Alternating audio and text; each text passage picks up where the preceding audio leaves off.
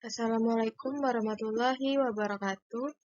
Perkenalkan, kami dari kelompok 8 ingin mempresentasikan hasil kerja kami tentang kontrak jasa 1, wakalah, hiwalah, kafalah, dan rahan, yang beranggotakan saya sendiri, Dea Rahmadayanti Amarta, dan teman saya, Herdayani.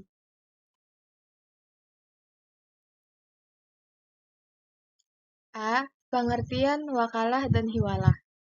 Wakalah atau perwakilan adalah pengalihan kewenangan perilah harta dan perbuatan tertentu dari seseorang kepada orang lain untuk mengambil tindakan tertentu dalam hidupnya. Sedangkan hiwalah adalah pemindahan hak menuntut atau tanggung jawab utang seseorang untuk menuntut dari pihak pertama kepada pihak yang lain atas dasar persetujuan dari para pihak yang memberi utang.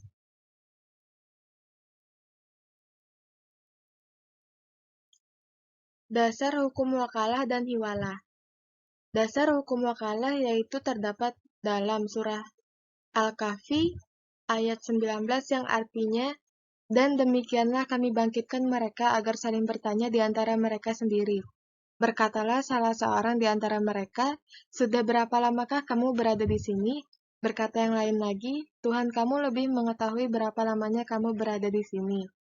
Maka suruhlah seorang di antara kamu pergi ke kota dengan membawa uang perakmu ini, dan hendaklah dia berlaku lemah lembut dan janganlah sekali-sekali menceritakan halmu kepada seorang pun."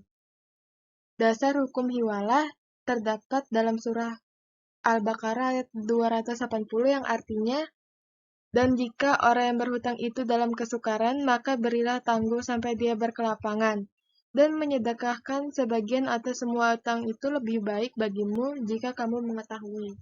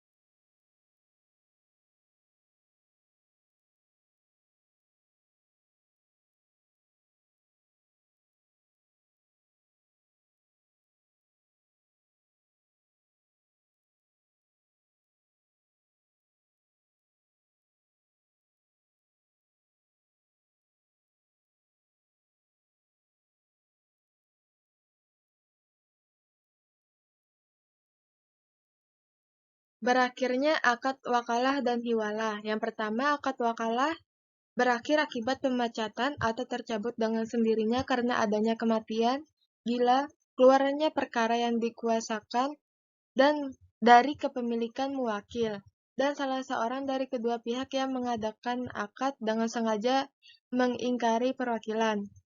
Berakhirnya akad hiwalah dibatalkan atau fasak, hilangnya hak muhal alaih karena meninggal dunia atau bangkrut, atau ia mengingkari adanya akad, dan jika muhal menghibahkan atau menyedekahkan harta hiwalah kepada muhal alaih, dan ia menerima hibah tersebut.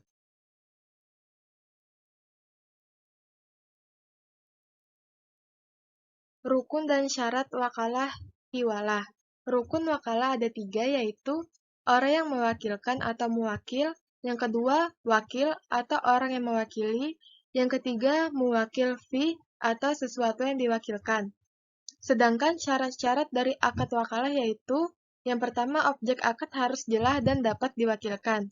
Yang kedua tidak bertentangan dengan syariat Islam. Rukun hiwalah ada 6, yaitu yang pertama pihak pertama, muhil, yakni orang yang berhutang dan sekaligus berpiutang. Yang kedua, pihak kedua, muhal atau muhtal, yakni orang berpiutang kepada muhil.